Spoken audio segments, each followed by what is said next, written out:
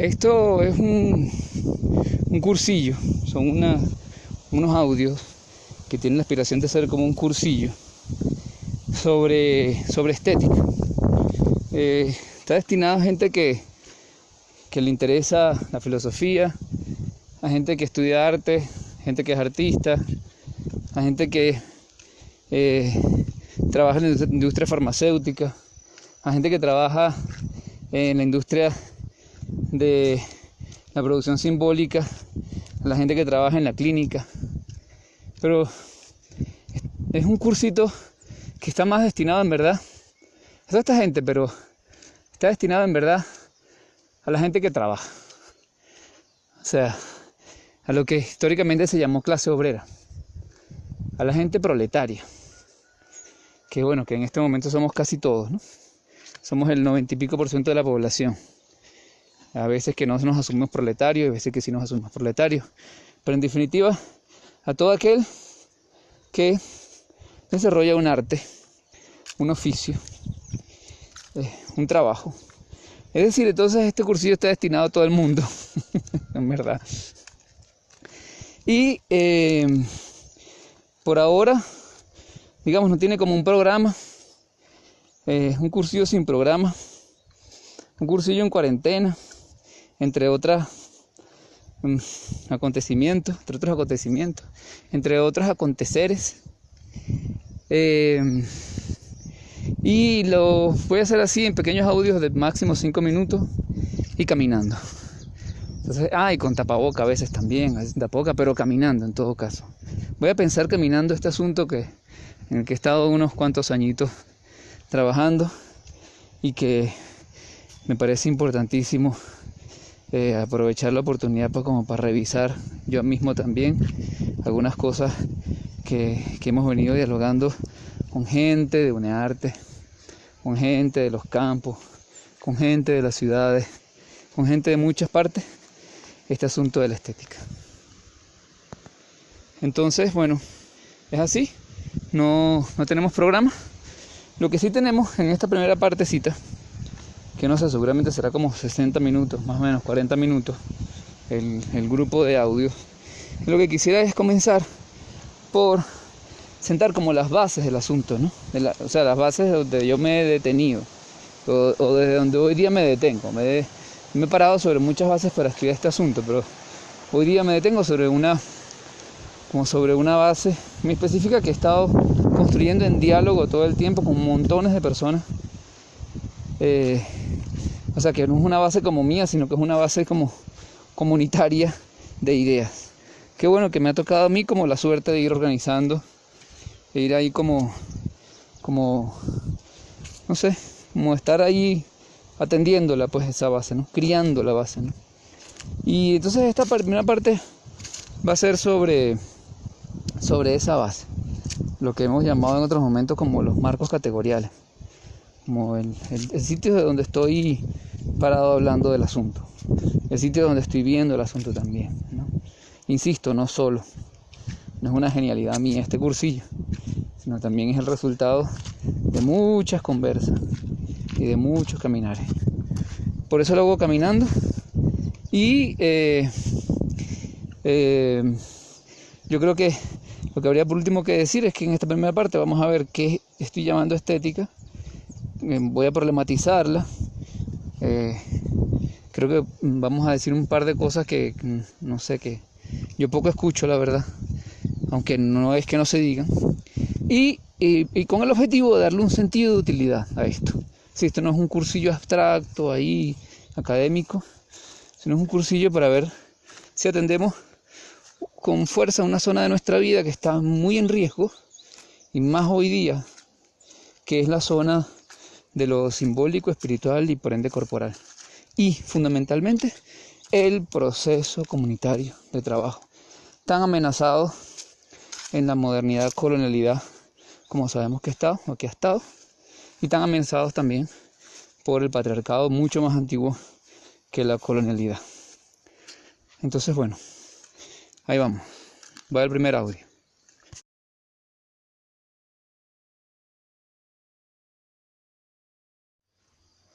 Dos cositas más antes de comenzar. van a ser 7 puntos, 7 asuntos, que son 7 audios. Algunos de esos audios, de esos 7 puntos, tienen subpuntos, como notas explicativas de algunos de esos audios. Pero en definitiva son 7 asuntos. Y lo que la intención sería, si es que es posible, yo no sé si quién será Dios que lo permita, o los espíritus, o no sé, la providencia, quién sabe quién.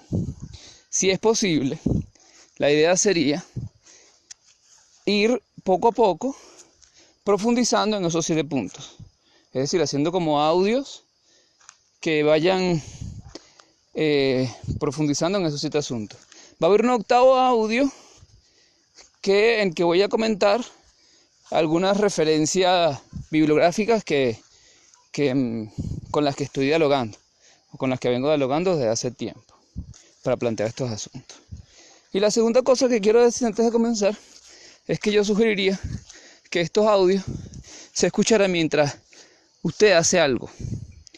Y si es posible algo así como cocinar, mientras usted cocina, mientras usted, no sé, va a dar una vuelta por ahí, o mientras usted está limpiando el baño, o mientras usted está regando las caraotas, acomodando el riego, o limpiando la caña, sean escuchados así, haciendo algo, pues.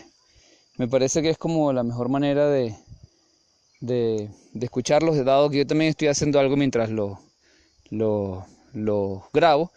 Entonces sería algo así como que si estuviésemos más o menos como juntos haciendo algo, la misma cosa, como compartiendo una serie y ahí conversando, como si estuviésemos conversando mientras caminamos, mientras reparamos la cerca, vemos qué hacemos con el gallo que se está muriendo, etcétera, ¿no? Bueno, eso sería. Arranquemos, pues.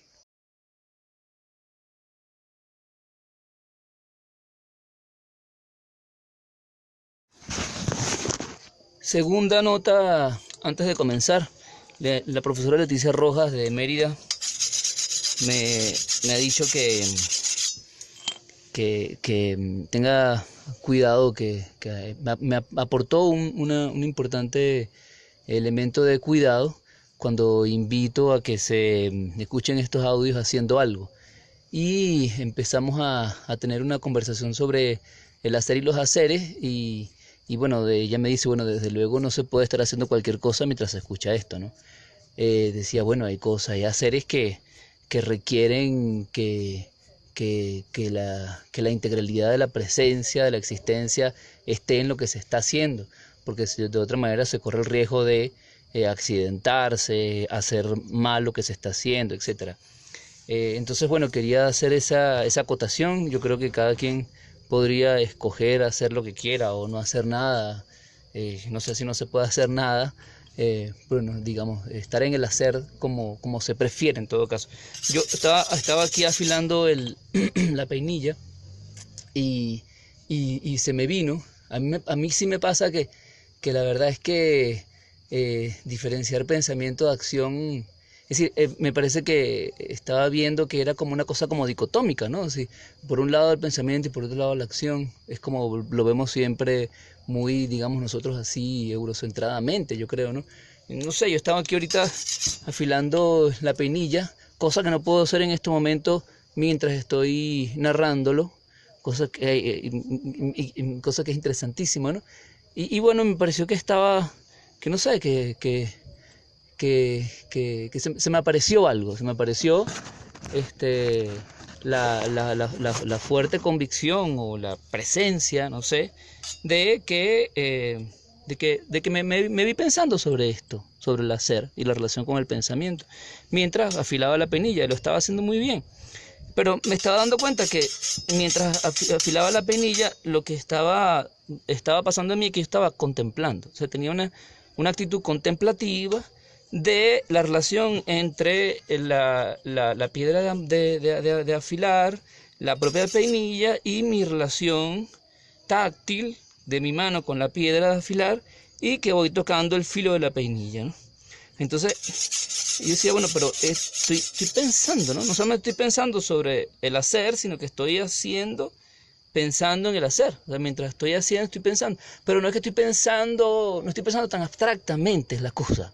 O sea, estoy como pensando en eso que Simón Rodríguez llamaba la interdependencia de todas las cosas. O Aristóteles llamaba la red de causas que está presente en la materia, ¿no? Hasta alcanzar hasta niveles metafísicos. Y yo estoy ahí comprendiendo una red que es física y metafísica. Claro, veo que cuando lo narro, entonces, bueno, ya es otro momento de pensamiento. Seguramente si me abstraigo mucho y dejo de mi relación contemplativa teórica, se hace demasiado separada de la fisis, seguramente me voy a cortar, ¿no? Pero mientras estoy haciendo lo que estoy haciendo, hay una actitud contemplativa que es teorética. Los griegos tenían esa palabra chévere, teoría, que significa contemplación de causas en términos aristotélicos, o contemplación de la verdad. Si lo secularizamos y lo traemos a Simón Rodríguez, es la contemplación, la observación en el hacer del comportamiento del mundo, de cómo actúa la realidad, de la interrelación de ese principio de interdependencia del cual Rodríguez hablaba y al cual se le llega únicamente que haciendo, ¿no? Y haciendo, entonces uno puede hacerlo, pues. No sé, a mí me pasa naturalmente, no me lo propongo tampoco. Sino que yo no sé si hay alguien que no le ocurra, ahora lo pongo en duda, no sé. Pero que mientras uno va haciendo, va pensando en lo que estás haciendo, ¿no? Y llegas a comprender metafísicamente lo que estás haciendo. Ahora, al narrarlo, ya como que es otro momento, ¿no?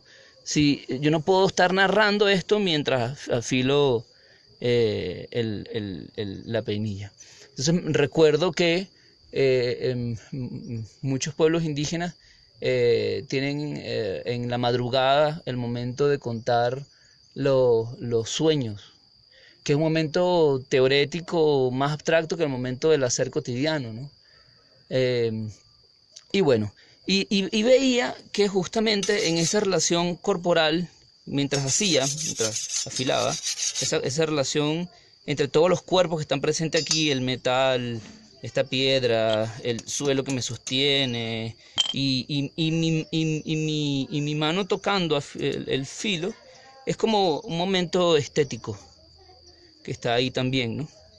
Ya estético que no quiere decir bello ni sentimental, sino es mi relación sensible con todos los objetos que están involucrados en este proceso, ¿no? Entonces tengo una aisis despierta, o sea, tengo una reactibilidad corporal despierta, que es la que creo que me ayuda a conectarme con esa red física y metafísica de objetos y de acciones, ¿no? No digo que esa sea la única entrada a esa red de relaciones, pero sí que ayuda, ¿no? O sea, mis manos, mis dedos pasando sobre el filo, y veo que el filo funciona, ¿no? Y está bien afilado así, entonces tengo que acariciarlo casi, no sé si ahí es que funciona lo estético. Pero bueno, por ahí es que irían los tiros, pues.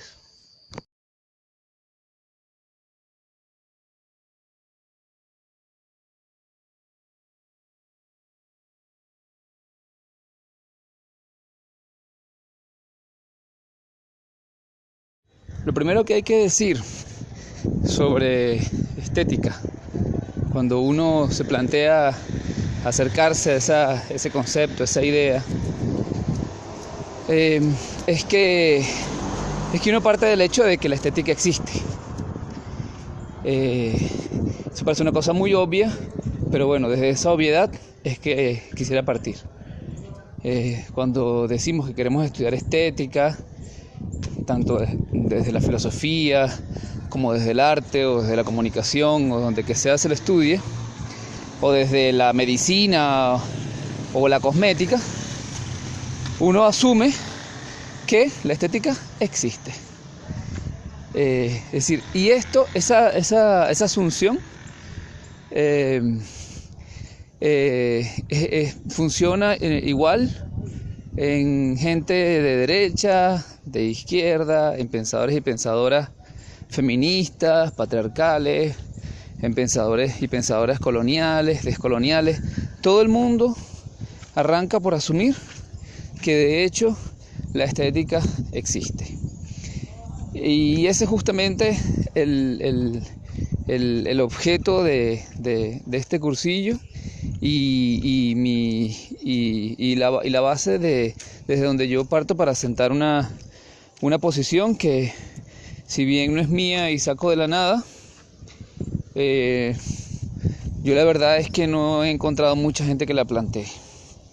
Hay por ahí algunos vestigios de gente que plantea un poco lo que yo voy a ir asomando por aquí, y es que, bueno, sí, de hecho la estética existe, pero existe en un espacio-tiempo muy específico que pudiésemos llamar Occidente, la cultura, entre comillas, del eje Atlántico Norte, o pudiésemos llamar el mundo occidentalizado, en un tiempo además de no más de 500 años. Entonces existe, sí, de hecho, pero lo que voy a plantear yo aquí es que no existe de forma universal, transhistóricamente, como otra vez todos los pensadores y pensadoras, o la mayoría que yo conozco, la verdad, descoloniales y coloniales, de derecha e izquierda, patriarcales, feministas, etcétera, asumen que existe de manera universal como una especie de esencia humana, como una parte de la condición humana. Y bueno, eso llega hasta gente como Dussel, que plantea incluso que ni siquiera es parte de la condición humana, sino incluso es parte de la naturaleza misma, como si la estética fuese una especie de esencia, de cosa esencial que está en la vida y que vale la pena estudiar. O sea, esa suposición es la que yo voy a criticar y insisto, es la cosa primera, creo, que hay que tener en cuenta cuando queremos acercarnos al asunto de la estética, ¿no? Es decir, insisto, la idea básica de que de que las distintas tradiciones intelectuales occidentales y occidentalizadas, modernas y coloniales, incluso posiciones descoloniales, marxistas, desde la filosofía de la liberación, etcétera, asumen, igual que los filósofos de derecha, que la estética es algo así como una parte de la humanidad y de la naturaleza, como plantea Dussel y otra gente, una parte muy específica, especial, que puede tornarse en un objeto específico de estudio. En tanto, cosa como esencial, presente en la humanidad y que constituye incluso la especie humana. Entonces, esa idea es la idea de que existe una instancia estética. Kant va a hablar de un tipo específico de sentimiento. Las distintas tradiciones hablan de un tipo específico de emocionalidad, de una forma específica de la emoción, de una forma específica de sentir, una forma específica de estar en el mundo, que no es ética ni lógica, sino estética. Entonces, ahí nace el asunto, entonces, que vamos a trabajar en este cursillo.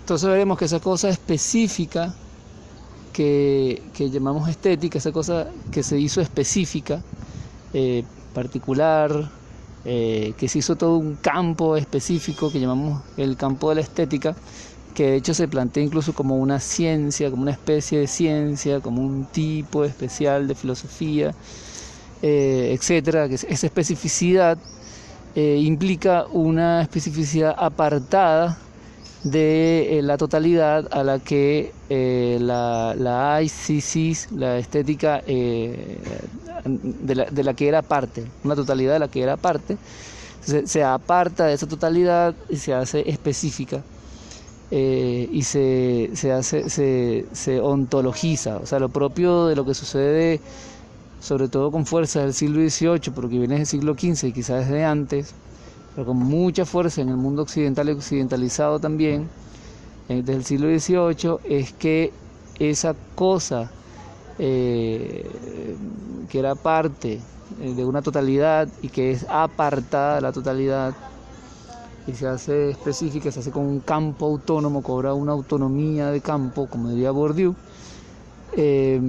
se concibe ontológicamente. Es decir, algo que era una parte de un todo, se le empieza a tratar y se le empieza a concebir como si tuviese un sí mismo, una mismidad, se ensimisma. La estética se ensimisma y se le trata como cosa apartada. Esto lo veremos como todo lo demás, lo veremos también poco a poco con más calma.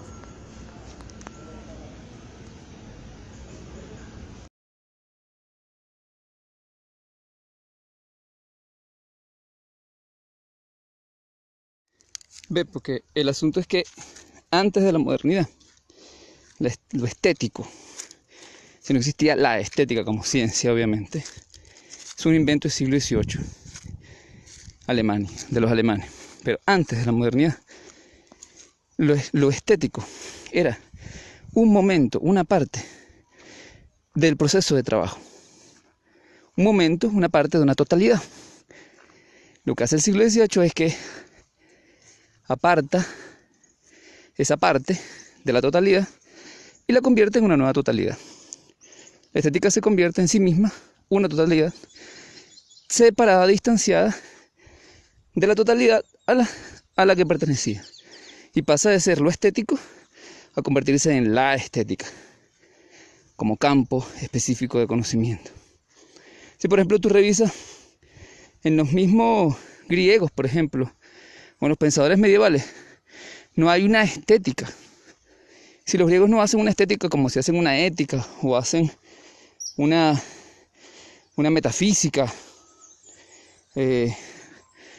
o hacen una lógica. No hay un libro de Platón que se llama Estética. Hay un libro de Aristóteles que se llama Estética, sobre la estética. Hay una poética que trata sobre el proceso de trabajo, en la que Aristóteles hace énfasis en la tragedia, pero la piensa desde el trabajo, no la piensa desde la estética. O sea, la piensa desde lo poético, que significa, desde la poiesis, que significa trabajo, trabajar. Y Platón tiene un diálogo que se llama, hay un diálogo sobre la belleza, pero ahí tampoco hace una teoría de la estética, no hace una teoría estética. El siglo XVIII es el que va a decir que hay una estética en Platón, o sea, que hay una filosofía estética en Platón y una filosofía estética en Aristóteles, pero eso no es cierto en términos, digamos, concretos y literales, ¿no? Entonces, bueno, el asunto es ese, ¿no? Que de ser parte del proceso de trabajo, los antiguos, parece que para toda comunidad no moderna, el proceso de trabajo como proceso, tiene distintos momentos, distintas partes que lo constituyen, ese proceso. Entonces hay un momento teórico, un momento mecánico, un momento estético, y no es posible ver uno sin el otro. Entonces lo que hace la modernidad justamente saca de ahí, separa como un laboratorio, ¿no? Profilácticamente de ese proceso, separa una de sus partes, de hecho separa todas las partes, y de cada parte genera un campo autonómico. Eso es uno de las características de la modernidad, la separación de todas las cosas, ¿no? Para su dominación, porque el tipo de dominación de la modernidad necesita la separación de los factores. Eso se ve en todos los procesos, sucede con todos los procesos, incluso de la naturaleza. Bueno, entonces saca la estética, la saca del proceso de trabajo que permitía cierta forma de trabajo no enajenado y la convierte en una cosa aparte. Ahí hay razones políticas para que eso suceda. Eso vamos a verlo.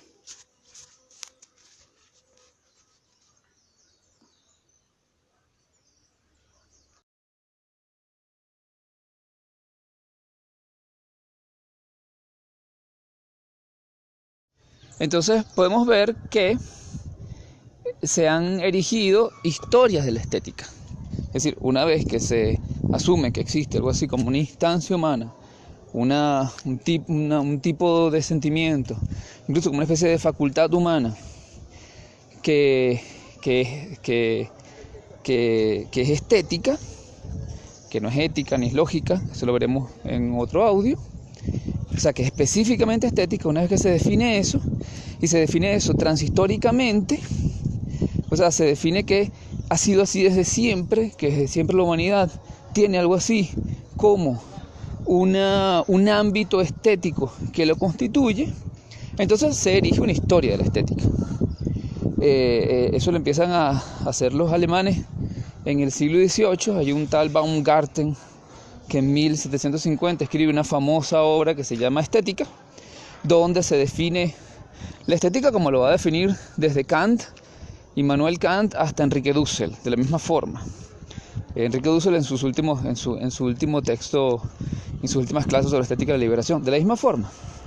Es decir, como un sentimiento que tiene su máxima expresión en el problema de la belleza, que tiene su forma más concreta en el arte. Dussel plantea que no es así, sino que incluso tiene sus no solamente se concreta en el arte, sino en la vida toda y en la naturaleza, pero que en todo caso es un sentimiento, una emoción humana asociada a la idea de la contemplación desinteresada del mundo. Es decir, esta idea de que de pronto yo estoy ante un árbol y me quedo viéndolo maravillado por el simple hecho de que el árbol esté aquí, y yo me quedo en éxtasis, en contemplación, viendo cómo el árbol sencillamente existe, y eso me causa una especie de emoción que, bueno, distintos autores en la historia de eso que llamamos historia de la estética han definido de distintas formas, ¿no? Distintos autores desde el siglo XV hasta el siglo XXI definen de distintas formas. Por ejemplo, Dussel dice que eso está asociado a la alegría de vivir y a la reproducción de la vida, ¿no? Esa conmoción ante la presencia del árbol aquí ante mí, ¿no? Que no cumple la función ética ni lógica, sino sencillamente está aquí ante mí y yo estoy así maravillado y ya. Kant, en cambio, plantea, no sé si en cambio, pero plantea mucho antes de Dussel, en su obra que se llama Crítica de la facultad de juzgar, de finales del siglo XVIII, que es la obra esencial de este asunto de la estética. Kant dice, bueno, lo que pasa es que yo ante el árbol, ante la belleza del árbol, lo que está pasando en mí es que mi capacidad de razonar, mi capacidad lógica y mi capacidad ética entran como en un estado de libre juego. La lógica se libra de ser lógica y la ética se libra de tener que ir hacia el bien, hacia el mal, y yo quedo en un estado de más allá del bien y el mal, y un estado además de libertad absoluta, de la necesidad de razonar. La razón juega a ser razón, y la ética queda como superada entonces por la estructura misma del juicio que se me presenta en el sentimiento de belleza, ¿no? Entonces, bueno, distintos autores van a darle distintas formas a ese asunto, pero en definitiva es eso, pues, ¿no? Que se asume que la estética entonces, que ese ámbito humano específico, es el ámbito de la conmoción sensible, de la conmoción emocional y sensible, del sentimiento, ¿no? Distinto del mundo de la ética, distinto del mundo de la lógica. Entonces se hacen historias, y se hacen historias transhistóricas y etnocéntricas. Eso lo voy a explicar en el siguiente audio.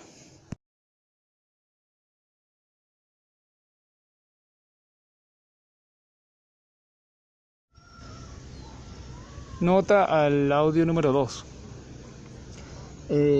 Para ser más específico, esa cosa especial y específica, ese sentimiento, ese tipo de sentimiento, ese tipo de emoción o de conmoción que se definió como estética, ese tipo de sentimiento que se separa, que aparece como separado, ontologizado y luego también fetichizado, ¿sí? Se separa, fetichizado porque se separa de su totalidad de la que era parte y se convierte en una aparte, en un apartado, como veníamos diciendo. Kant la define como un sentimiento, un tipo de juicio que implica un tipo de sentimiento, fundamentalmente el sentimiento de lo bello, que implica un tipo de juicio que opera de la siguiente manera.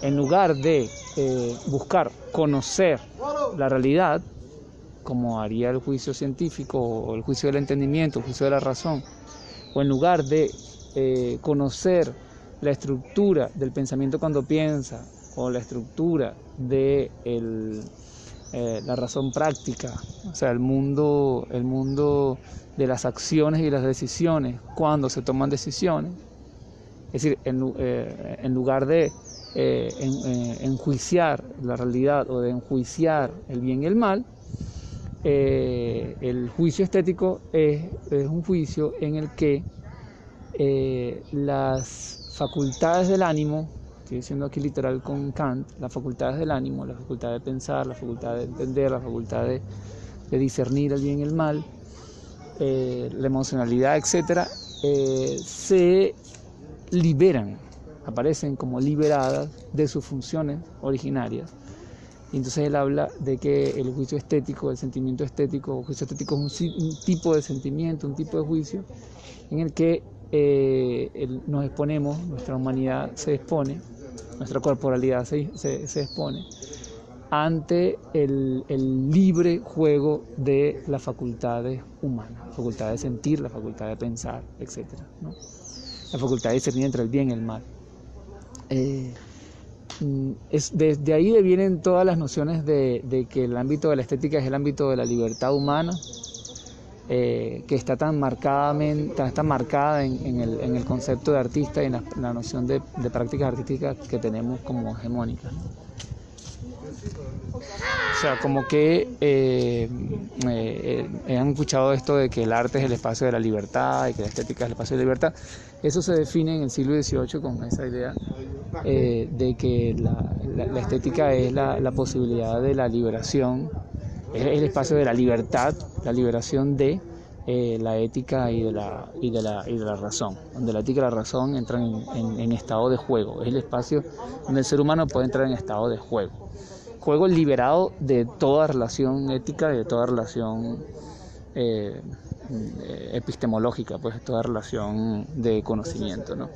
Pero vean, esto es posible únicamente por la separación inicial a la que es sometido la estética, como que era antes de la modernidad parte de un todo, y ahora se concibe como algo sumamente específico, algo separado del proceso de la vida, específicamente el proceso de trabajo. Algo similar va a decir Baumgarten antes de Kant, que va a definir el sentimiento estético como un tipo de inteligencia especial, específico de la corporalidad, de la sensibilidad. Seguiremos viendo esto con calma.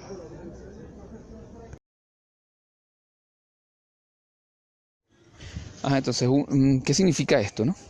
Una vez que los alemanes en el siglo XVIII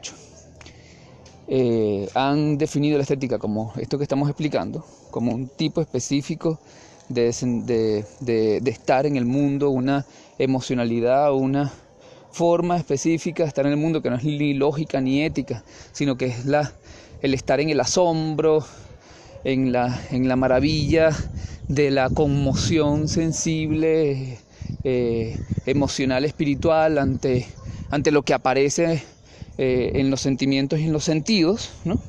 Esa relación sentimientos y sentidos luego va a tener muchas variantes, pero bueno, es más o menos así, como en líneas generales. Una vez que se define eso, y veremos que tanto, insisto otra vez, tanto teóricos y teóricas de todas las corrientes políticas van a asumir lo mismo. O sea, Ludovico Silva y Sandra Pinardi, que están en los extremos, digamos, de la izquierda y de la derecha, van a asumir lo mismo, que eso es así. O sea, que la estética es eso, ¿no? Vamos a ver que una vez que eso se define en el siglo XVIII, los alemanes se lo van a aplicar a la historia de la humanidad. Entonces van a decir que existe, que ese sentimiento específico que llamamos estético, o ese ámbito específico humano que llamamos estético, es rastreable en la historia de todos los pueblos humanos. Y empieza la famosa historia de las ideas estéticas, ¿no? Entonces la historia de las ideas estéticas es cómo los distintos pueblos, fundamentalmente desde los egipcios hasta el mundo occidental, el mundo occidentalizado, cómo los distintos pueblos van a promover, producir, administrar ese especial ámbito humano que los alemanes llaman el ámbito de la estética, ¿no? El ámbito estético, ¿no? Entonces ven cómo los griegos veían eso, ven cómo los egipcios veían eso. Bueno, por supuesto es una historia la que hacen los alemanes, que arranca con mucha fuerza con Grecia. Tienen en Egipto y en Babilonia algunas referencias, pero fundamentalmente con Grecia. Y es la historia clásica que uno estudia en las universidades, pues. O sea, y que uno encuentra en los diccionarios clásicos de estética, como el de Nicola Bagnano, que espero que podamos revisar. Entonces, bueno, esa idea de que ese sentimiento de conmoción sensible y de emoción espiritual, que no es ni ético ni lógico, sino es el ámbito de la conmoción, del sentimiento ante lo que aparece ante los sentidos, como bello, como juego, ¿no? Deslindado entonces de las ataduras lógicas y éticas. Entonces, como ese sentimiento aparece en los griegos, cómo aparece en la Edad Media, cómo aparece en los romanos, y luego se intenta buscar cómo aparece en el mundo americano, en el mundo del Abya Yala, no es el mundo americano, el mundo del Abya Yala antes de ser el mundo americano, y luego el mundo americano, y así en la India, etcétera, ¿no? En China. Entonces hay una estética china de la dinastía Ming, y hay una estética egipcia del periodo de Akenatón, y hay una estética griega, helénica, y hay una estética del periodo escolástico, una estética del periodo románico, etcétera. Se busca estética entonces en todo, hasta que hay una estética de la Revolución Rusa y una estética de la Revolución mexicana y una estética de la Revolución bolivariana, etcétera, ¿no? Total que se busca ese sentimiento de todos lados y se encuentra. Lo cierto es que los teóricos lo encuentran, por aquello quizás de que uno encuentra lo que busca, ¿no?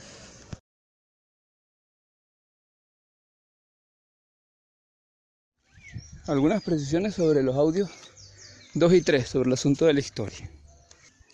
Lo que se historiza es la estética como ámbito separado, ya decíamos, de la totalidad a la que pertenecía, la totalidad del proceso de trabajo, del proceso de producción, del proceso poético, totalidad de la que se separa el momento estético y se convierte en la estética, y por ende queda entonces la estética como posibilidad de hacer ciencia y también como posibilidad de objeto de estudio, y queda también como fetichizada también. Y bueno, yo creo que esa es la base de muchas de las formas de opresión simbólica de nuestros días, porque en nuestros días sobre todo ocupa el lugar de opresión simbólica que en otros momentos tenían las religiones, o algunas religiones. Bueno, entonces esa separación es lo que se historiza. O sea, lo que se busca en la historia, la historiografía que se genera de lo que se busca en los tiempos pasados, de casi que todas las culturas humanas, y que se asume que será también en las culturas del porvenir, del futuro, lo que se busca, lo que se historiza, es esa separación, ese ámbito separado, pero no solamente que se busca el en sí mismo de ese ámbito separado, sino que se busca la propia separación, la misma separación. Y cuando no se encuentra la separación, se detalla, se deslinda. O sea que, como sucede con todos los demás ámbitos en la modernidad, con la estética pasa lo mismo que con la lógica y con la ética, ¿no? Es decir, tendremos entonces especialistas en estética, ¿no? Que son los que saben, y historiadores de estética, por ejemplo, o libros de historia de estética. Como hay libros de historia de la lógica, hay libros de historia de la ética, etc. Pero una cosa llamativa, por ejemplo, es que uno busca antes de la modernidad un libro sobre estética y no vas a encontrar, o un libro sobre lógica y no vas a encontrar, o un libro sobre ética y no vas a encontrar. O sea, claro, está la ética aristotélica y está la metafísica aristotélica, pero bueno, esos son nombres, títulos, casi que como convenciones editoriales que sobre todo son de la modernidad. Pero tú revisas la ética y es una metafísica, y revisas la poética, la poética aristotélica, y es una metafísica y es una ética. O sea, claro, en Aristóteles ya hay unas propuestas de deslinde, pero sigue siendo un pensador de la antigüedad. O sea, sigue siendo un pensador que si podemos verlo nosotros, hacer énfasis en su intención de deslinde, como buenos modernos que somos. Pero quizás como menos modernos pudiésemos ver que esa intención de deslinde no es quizás sino una variación de un modo de pensar antiguo, que lo que sucede con la modernidad es que se hace hegemónico. Pero el asunto es que nosotros buscamos aplicarle nuestro mundo contemporáneo y todo lo que damos como por hecho a toda la vida y las historias de los pueblos antiguos y los que vendrán. Y eso es justamente lo que se historiza en la estética. Entonces eso es lo que pasa con la estética, que se historiza su particular manera de ser concebida a partir del siglo XVIII, y se historiza y se le impone a todos los pueblos del mundo.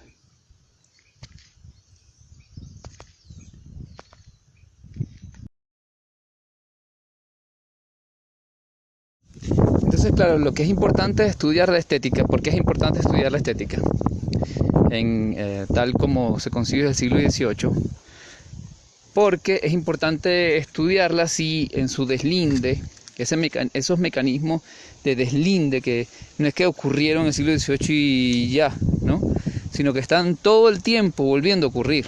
Esos mecanismos de deslinde de lo estético, la aesthesis, ese momento de contemplación y de placer como parte de que era parte de un proceso. Entonces el deslinde de ese proceso, el deslinde de esa aesthesis, eso hay que estudiarlo. Eso es lo que hay que estudiar. O sea, cuando uno quiere estudiar estética, yo creo que justamente lo que tiene que estudiar es eso. O sea, cómo múltiples mecanismos de múltiples disciplinas, de las artes, de la farmacéutica, de la cosmética, de la mediática, de todos los campos intelectuales y de la simbólica, así que todas las formas de fuentes de conocimiento, toda la filosofía que sostienen todas las disciplinas, están determinadas por la presencia de la ascisis deslindada en sus procesos disciplinares. En las artes es donde más claro está, en la mediática también es clarísimo, en la política, en la gestión del político.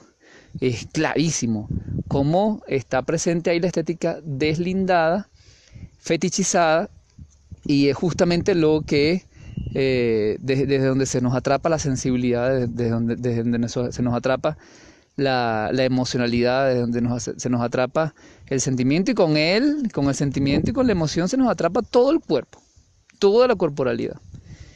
Y eso es entonces lo que propongo que estudiemos. Cómo es que operan constantemente los mecanismos de separación, de fetichización, de enajenación también, en todo caso, bueno, así, de separación, de ontologización de lo estético, del proceso del trabajo, de cómo siempre se está separando, además para dos cosas fundamentalmente, ¿no? Para fortalecer los procesos de racialización, fortalecer los procesos de división de clase, de división del trabajo. Es fundamental la estética para la división social del trabajo, para la división en clases sociales, también para la división en castas, también para la división racial, también opera para la racialización, para la patriarcalización ni se diga, es fundamental. Como quizás el mejor ejemplo es como de esa división, de esa separación, es cómo opera en el cuerpo de las mujeres, en la mediática, pero en la cotidianidad, en la cosmética, por ejemplo, y cómo opera también en el cuerpo de los hombres, también en la cotidianidad, en la cosmética y en la forma como nos imaginamos la mujer, como nos imaginamos el placer de la mujer, por ejemplo, ¿no? La estética y el deslinde, la fetichización, es decir, el apartar, ¿no? El mecanismo que aparta lo estético del proceso de la vida, del proceso del trabajo, del proceso de la producción y la reproducción, opera con mucha fuerza en la manera en cómo, por ejemplo, los hombres nos imaginamos a la mujer, que es producto, obviamente, de las formas de producción simbólicas de la modernidad, que están fundamentadas, insisto, en esa separación de lo estético del proceso de la vida y del proceso del trabajo. Entonces hay que estudiar esa separación, cómo actúa todo el tiempo en las artes, cómo actúa en la cosmética, cómo actúa en la clínica, cómo actúa en la farmacéutica y cómo actúa en nuestra cotidianidad más chiquitica, y cómo, incluso hasta cómo constituye en buena medida lo que comemos, nuestro apetito, nuestro deseo, lo que pensamos, nuestros gustos, etcétera, ¿no? Es decir, nuestra intimidad más pequeñita.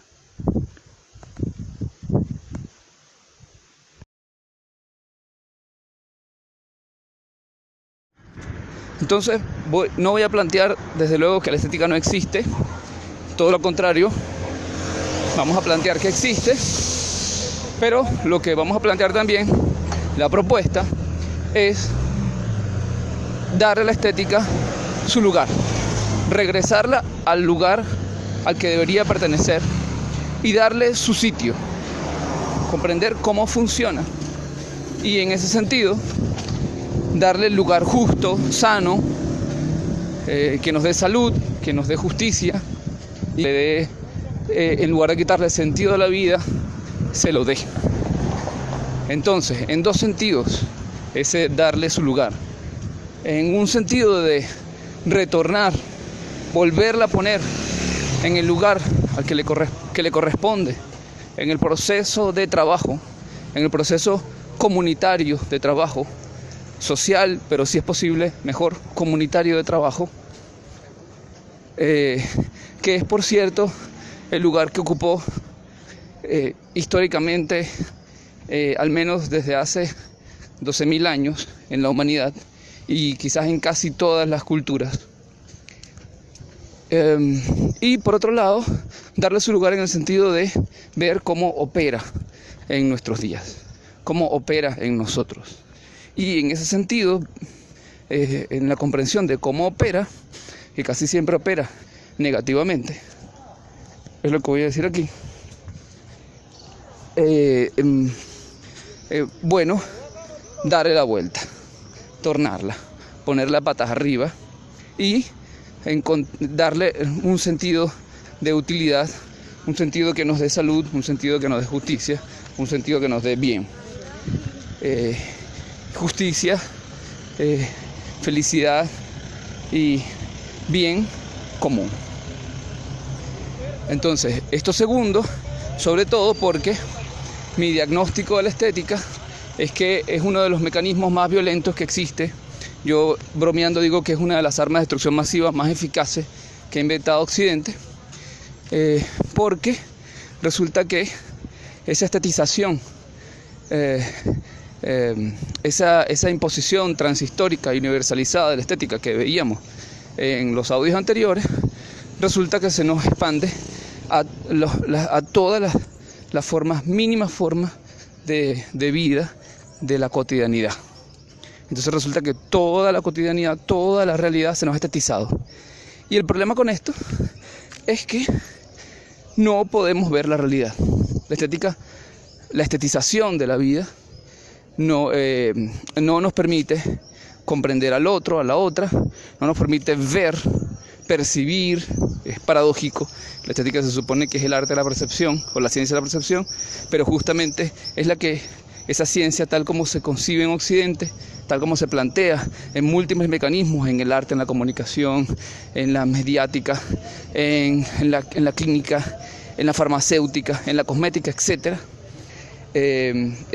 Funciona más bien tapando nuestra percepción, o sea, funciona como anestesia, como anestesis. De tanto, esto lo ha teorizado muy bien Jean Baudrillard y un poco gente, de tanta estética nos hemos quedado, está tan estetizado nuestro mundo que nos hemos quedado sin la posibilidad de estar ante el otro y la otra. Aunque paradójicamente se supone que es el mundo donde uno se encuentra con la otredad, pero es falso, es un encuentro que está en lo que encontramos siempre cuando nos relacionamos con la realidad, como estamos tan estetizados, con lo que nos terminamos siempre relacionando es con la misma estética.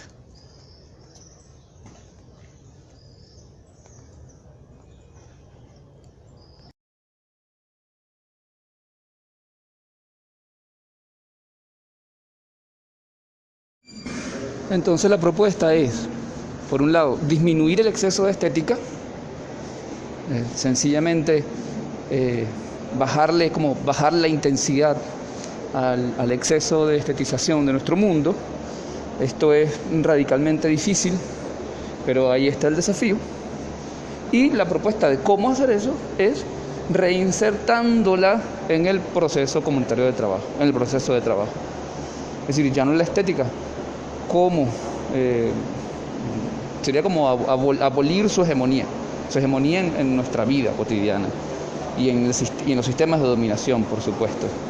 Entonces ya no sería la estética como un campo autónomo donde estudiaríamos las formas de la percepción sensible, etcétera, sino más bien lo que hay que estudiar de ese campo autónomo es ver cómo lo retornamos a una lógica más bien procesual del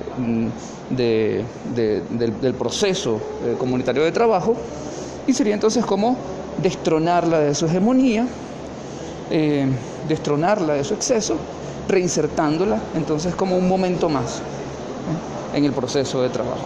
Un momento más, además de momento teórico, momento contemplativo, teórico, momento ético, momento estético también, pero ya no como una cosa en sí misma, que entonces tiene como un propio desarrollo, etcétera, que ha sido como la base de toda la función de dominación de la estética en Occidente, sino más bien, si hay un en sí misma de la estética, sería algo así como la posibilidad de comprender cómo reinsertarla fuera de sí misma, algo así, cómo sacarla de sí misma, cómo sacarla de su ensimismamiento, cómo sacar todos esos mecanismos estéticos de dominación que pasa desde el arte hasta la clínica, la farmacéutica, etcétera, insisto, cómo sacarla de ese ensimismamiento, cómo sacar esos mecanismos de su ensimismamiento y retornarlos a el proceso de trabajo.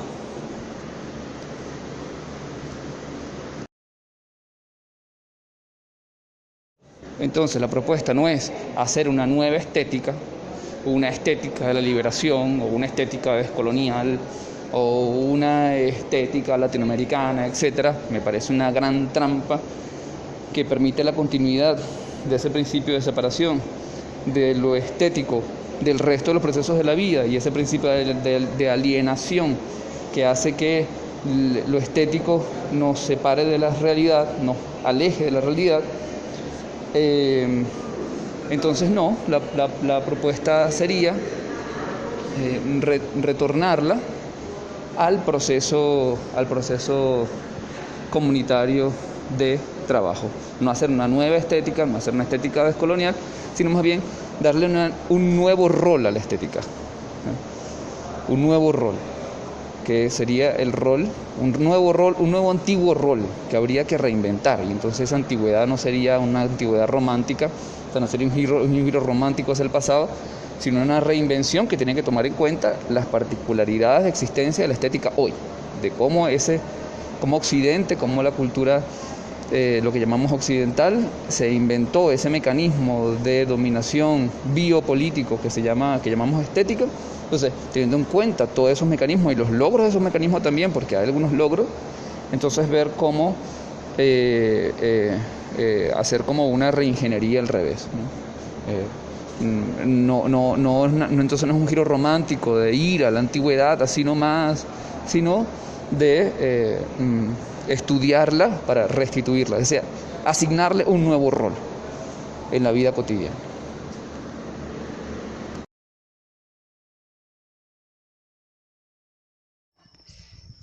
Algunas bibliografías que me ayudan, que me han ayudado.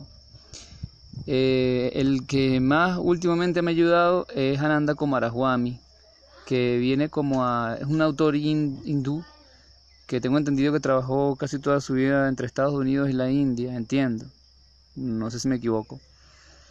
En todo caso, es él quien más me ha ayudado a consolidar, a concretar un proceso que venía hace mucho tiempo, en conversaciones con Nelson Hurtado y Inés Pérez Vilque en UNEARTE, y antes de UNEARTE, en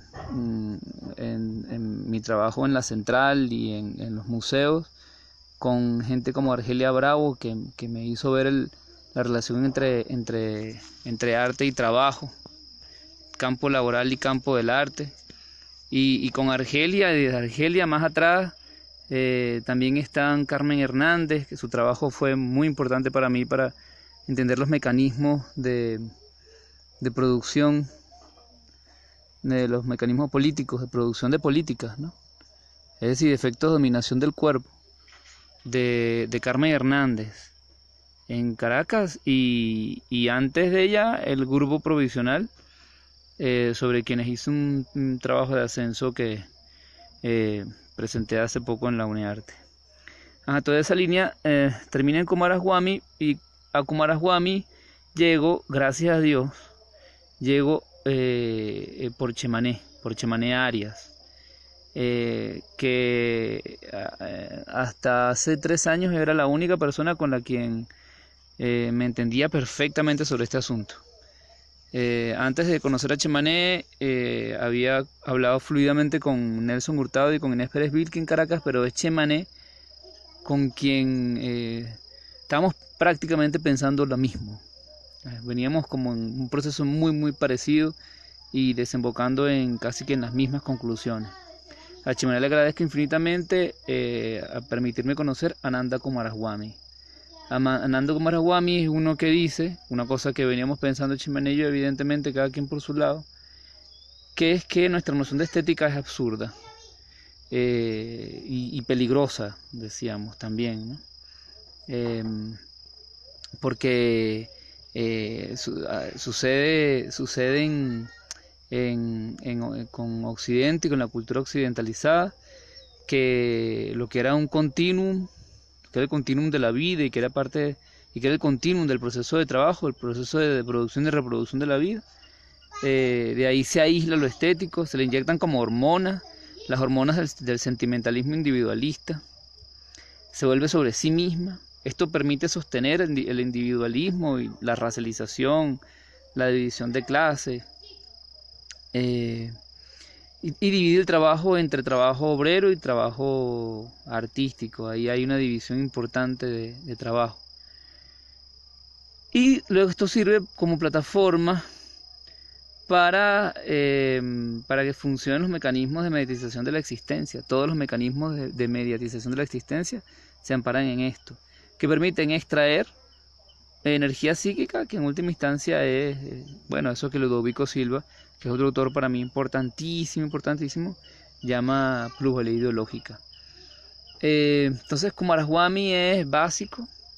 Ojalá, bueno, sí, yo voy a dedicar un audio nada más a comentar por qué es para mí tan importante Coomaraswamy.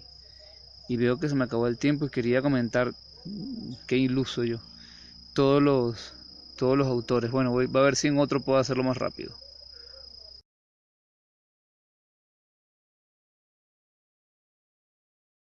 Bueno, también está Tatarkiewicz, el clásico, el polaco, Widoslaw Tatarkiewicz, de clase, en época de estudiante, todo el mundo estudiaba Tatarkiewicz. Y Tatarkiewicz es muy chévere porque en ese libro que se llama Historia de siete ideas estéticas, el prólogo es buenísimo para entender que lo que nosotros llamamos arte, estética, belleza, no tiene nada que ver, es muy reciente, es de muy poquitica data, hace muy poquito tiempo. Y no tiene nada que ver con lo que los griegos, los medievales, casi que los renacentistas llamaban belleza, estética o arte. Esto a mí me da un sentido histórico, Tatarkiewicz me da un sentido histórico, y me permite comprender esa cosa que es muy chévere con la historia, ¿no? Que me permite comprender que eso que damos como por sentado no implica una construcción, es construido, pues, ¿no?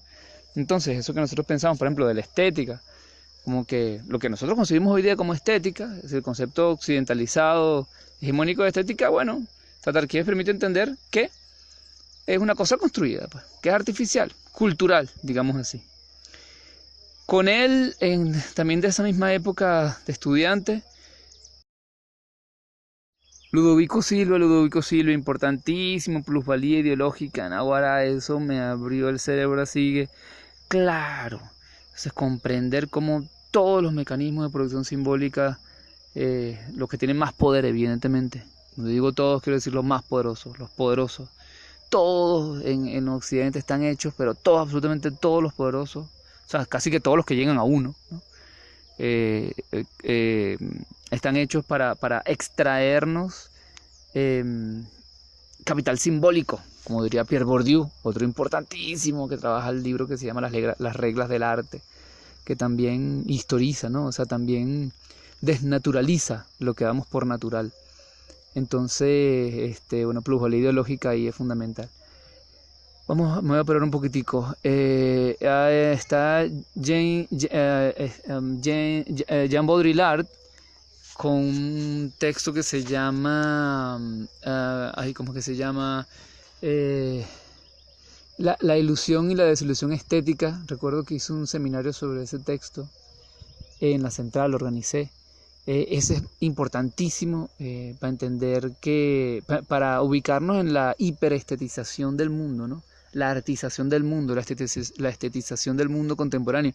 Y cómo, y ahí está también Beatriz Preciado, que se llama John Preciado, entender cómo esa estetización hoy día es una forma de producción y de reproducción del capital. Beatriz Preciado con el libro que se llama Texto Yonki. Esto me lleva a otro autor europeo, ahora español, o otro español como Joan Preciado, que es José Luis Brea. Brea también fue para mí muy importante con el concepto de capitalismo afectivo, que yo no lo he escuchado más en otro lugar sino en él, y capitalismo cultural, que sí es un concepto que más se escucha. Pero el capitalismo afectivo se parece mucho a lo que planteó hace años Ludovico Silva, o sea, que, como dice también Beatriz, Preciado, Beatriz Preciado, La cosa es que hoy día, o sea, el tipo de capitalismo que vivimos nosotros, la mutación específica del capitalismo de hoy, se basa en la reproducción de capital a través de nuestros sentimientos, a través de la extracción de nuestra energía sentimental, de la extracción y de conversión en valor de cambio y en capital financiero de nuestra energía emocional. Es el mejor ejemplo es así. Mi amigo aquí César, que hace plata por internet jugando jueguitos en internet. Ahí está toda su energía psicológica puesta en la reproducción de capital. Ese es el ejemplo así como extremo, pero esto pasa en nuestra cotidianidad con muchísimas cosas. Ajá. Jane Kilsburg es también importantísima para mí. Ella es norteamericana, es de Estados Unidos, y tiene una serie de películas que se llama Killing Me Softly, que desemboca en todo el asunto sobre la necesidad de la alfabetización mediática, ya que vivimos en un mundo donde el capital se reproduce gracias a la extracción de nuestras emociones y nuestra afectividad, y eso sucede fundamentalmente a través de lo que llamamos medios de comunicación, que es casi que todas las cosas a las que tenemos contacto a través de la industria cultural. Jane Kilsburg hace esa serie de videos sobre, desde los 60 está en eso, sobre cómo la industria de los medios manipula la imagen de la mujer para generar en nuestras cotidianidades la certeza en la vida cotidiana de que la mujer es un objeto y por ende es natural que sea que su cuerpo sea utilizado para ser objeto de toda clase de agresiones, ¿no? Entonces ella demuestra eso muy chévere en esos videos. Y se me volvió a acabar el tiempo. Uy, yo quería hacer menos. Bueno. Entonces, Jane Kilsburg y Killing Me Softly. Iba por ahí. Este punto, quiero hablar un segundito más, es importantísimo. Porque ella ha puesto mucho énfasis, y eso me ha despertado también a mí la visión de cómo es que los medios, cuáles son los mecanismos a través de los cuales los medios convierten el cuerpo de la mujer en objeto de consumo de masa a través de justamente de su estetización, de su hiperestetización. Ella lo muestra claramente a través, es muy chévere porque pone muchos ejemplos de la publicidad, y publicidad que venimos consumiendo desde los años 60 de una forma masiva y extremadamente frecuente, tanto así que se nos ha hecho como natural, ¿no? A mí eso me interesa porque justamente uno de los asuntos que más me interesa con esto de la estética y de revisar la estética es que, como yo tengo una psique masculinizada, yo he sido como muy consciente siempre, o sea, como que he padecido las maneras en que he tenido que imaginarme el cuerpo de las mujeres y sobre todo el placer femenino. Yo tengo como mucha conciencia de cómo yo tengo muy internalizada una visión muy hegemónica y muy agresiva de lo que puede implicar el placer femenino. Desde muy pequeño, además, desde muy niño, recuerdo que tengo eso ahí como muy presente, ¿no? O sea, una visión como que agresiva, violenta del placer femenino. O sea, violenta en el sentido de que y como que desde muy pequeño en la psique masculina, es difícil hablar de esto, en la psique masculina desde muy pequeño se nos acostumbra a la idea de que el placer femenino está asociado a su sufrimiento. Creo que por ahí está la cosa, incluso su sufrimiento físico, a su sufrimiento genital, así incluso, ¿no? Y todo su cuerpo convertido en un gran genital, ¿no? También, un gran genital manipulable, mutilable, golpeable, etcétera, ¿no? Y que eso está asociado como al placer. Entonces James Kilburn me interesa muchísimo por eso, porque bueno, justamente lo que creo que estoy haciendo con este proceso de estética es sanando eso, esa dimensión de mi imaginación, de mi imaginario, que bueno, que eso es solo un elemento. Hay muchísimos más asociados a la alimentación, asociados a las expectativas de vida cotidiana, etcétera, ¿no? Y se me fue el tiempo otra vez, pero solamente creo que me faltaría, nada, guara, Juan José Bautista. Bueno, rápidamente, Juan José Bautista es muy importante, muy chévere, porque, Juan José me da dos nociones que también me abren así la cabeza, y es que es su concepto de comunidad, o la manera en cómo tematiza el concepto de comunidad de las culturas indígenas de la Via Yala, o de algunas culturas indígenas de la Via Yala. Y esto es vital, el asunto de lo transontológico. O sea, él pone el énfasis en una cosa que, claro, Dussel plantea en Filosofía de la Liberación, es cierto. Ajá, se me olvidaba Kant, Dios santo. Immanuel Kant, o Immanuel Kant. En 1798 escribió, publicó La crítica de la facultad de juzgar. Ese es el libro clave para comprender qué es lo que el mundo occidental y luego lo occidentalizado llama estética. Ahí está todo, ahí está. Y Kant tiene una cosa además que es chéverísima, que es lo que más me gusta de Kant, que él hace lo siguiente, yo lo he explicado así, o así como lo entendí yo. Como que toda la filosofía occidental, o la llamada occidental, hasta Kant, se hacía la pregunta por las cosas, ¿sí? ¿Qué es la vida? ¿Qué es el amor? ¿Qué es la verdad? ¿Qué es el bien? ¿Qué es el mal? Etcétera, ¿no? Kant hace una cosa que él llama, en filosofía se le llama a veces como el segundo giro copernicano. El primero no lo voy a explicar ahorita. Tiene que ver con lo que él llama la filosofía trascendental. Trascendental en el sentido de que es algo así como una filosofía que trasciende la filosofía en el sentido como clásico del término, o sea, en el sentido de que de esto de la ciencia que se hace la pregunta por las cosas. Si la filosofía es la ciencia que se hace la pregunta por las cosas, Kant intenta trascender esa, es una filosofía trascendental, trasciende esa filosofía a una filosofía que se hace la pregunta por qué es lo que sucede en quien se hace la pregunta por las cosas. O sea, ¿qué sucede en nosotros cuando nos hacemos la pregunta por las cosas? O sea, es como una filosofía de la filosofía. Y eso es chéverísimo. Creo que... Y eso es lo que llama crítica. Eso es justamente la crítica, ¿no? La crítica es para Kant. La actitud crítica es la de hacerse la pregunta por la capacidad de hacerse preguntas. Entonces, cuando